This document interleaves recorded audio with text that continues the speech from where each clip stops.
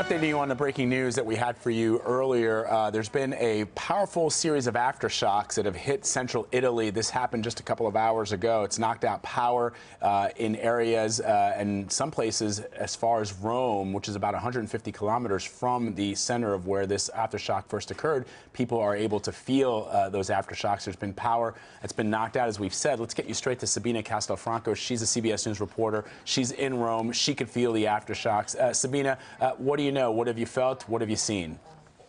Well, there have been 3 quakes in the last few hours. The last one very not long ago, and it was felt very strongly. That was 5.9. Initially, they reported that it was over 6.3 magnitude shock, but then they said it was 5.9. It was felt very clearly here. The ones before were the first one 5.4.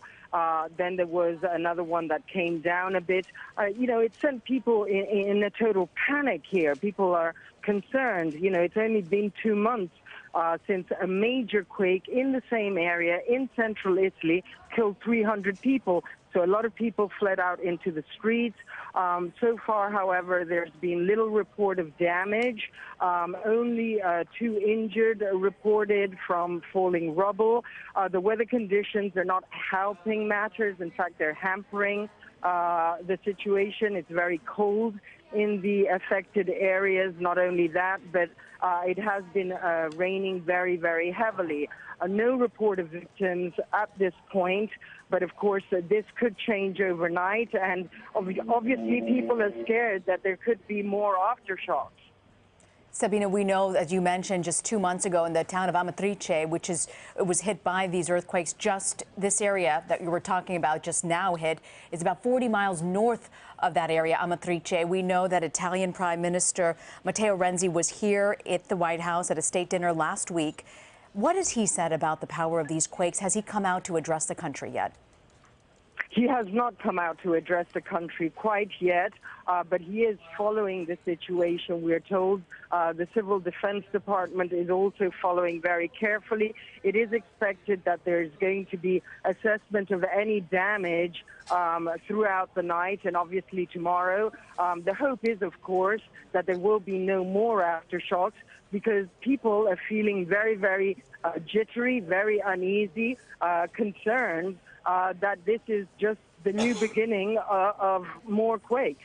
Can you help us understand why Italy? Has there been concern after the Amatrice quake just a few weeks ago? What has been the mood in the country? Well, I mean, what happened in Amatrice left everybody shocked. That was a beautiful town nestled in central Italy, and it was completely brought to rubble. The whole town practically collapsed.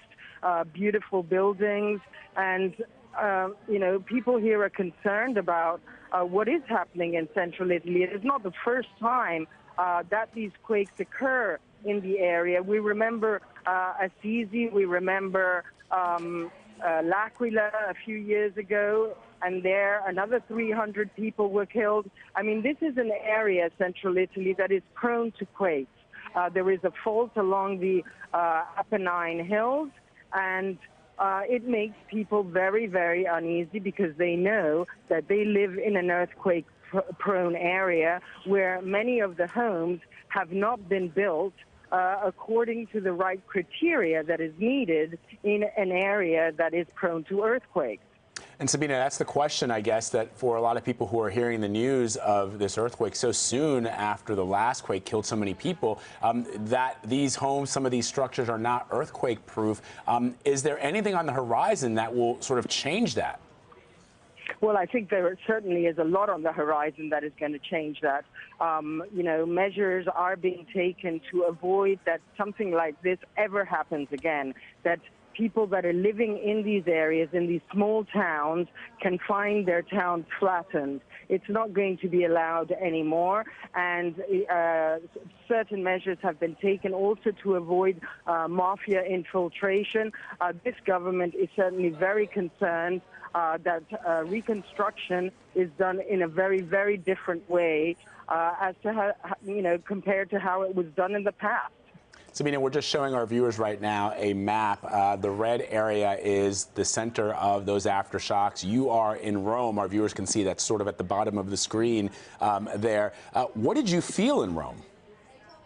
Well, in Rome, at the time that this last tremor occurred, I was inside a building and I could feel the tremor very, very clearly. Not only that, but I could see the lights, sway on top of my head. So it was felt very, very strongly. But I know of other people who have actually felt, their beds completely move from side to side.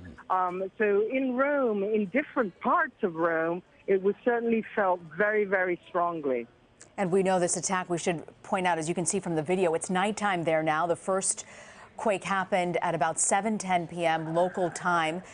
You can imagine how disconcerting this can be for people who are just trying to go to bed right now. Sabina, we know that from the Amatrice quakes, that these are older buildings that are not up to code. So what is the advice that people are hearing in Italy? Well, the advice is certainly that if they feel this happens, certainly go out into the street or make sure that you are in an open area, or if you are in your home, stand underneath the doors.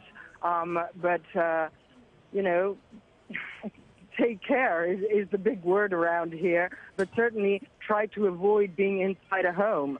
That's not the right place to be. Certainly if you have a home that is not quake-proof. Sabina, we know that power has been knocked out in some of the areas that felt this aftershock very strongly. What are you hearing about when that will be restored, when people will start to feel some level of comfort? Well, there is no power in some areas in some of these towns. Not only there is no electricity, but also the phone lines are down. So that makes people even more uneasy.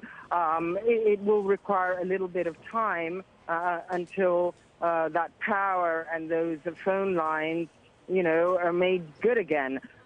Maybe they will have to spend the night without power.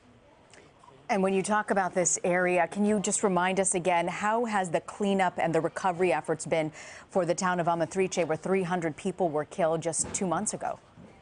Well, the recovery operation there was unbelievable. The Civil Protection Department, the institution, the volunteers that showed up very, very quickly to the area did some incredible work.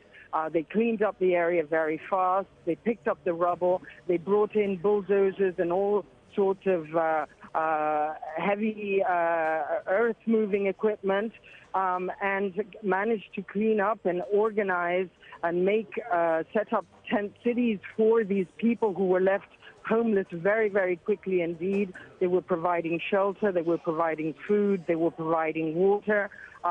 Really, within 24 hours, a lot of work had been done, and people were very well looked after. So this is not what we're expecting at this time with this quake. It does not appear that there has been such extensive damage as what happened 2 months ago. Yeah, the U.S. Geological Survey says the depth is about 7 miles, which to them is pretty shallow. It's not as extensive. But have you heard of any injuries or any deaths at this point? I know it's just sort of breaking right now. At this point, yes, it is still breaking, of course. And at this point, we've only heard of 2 injuries, 2 people that were injured that were in their homes due to falling rubble, but no victims yet. But as I say, it's still too early to say. I mean, the assessment will continue throughout the night, and there could be reports of other injuries. It is expected that there probably are. All right. Sabina Castelfranco, our CBS News reporter there in Rome.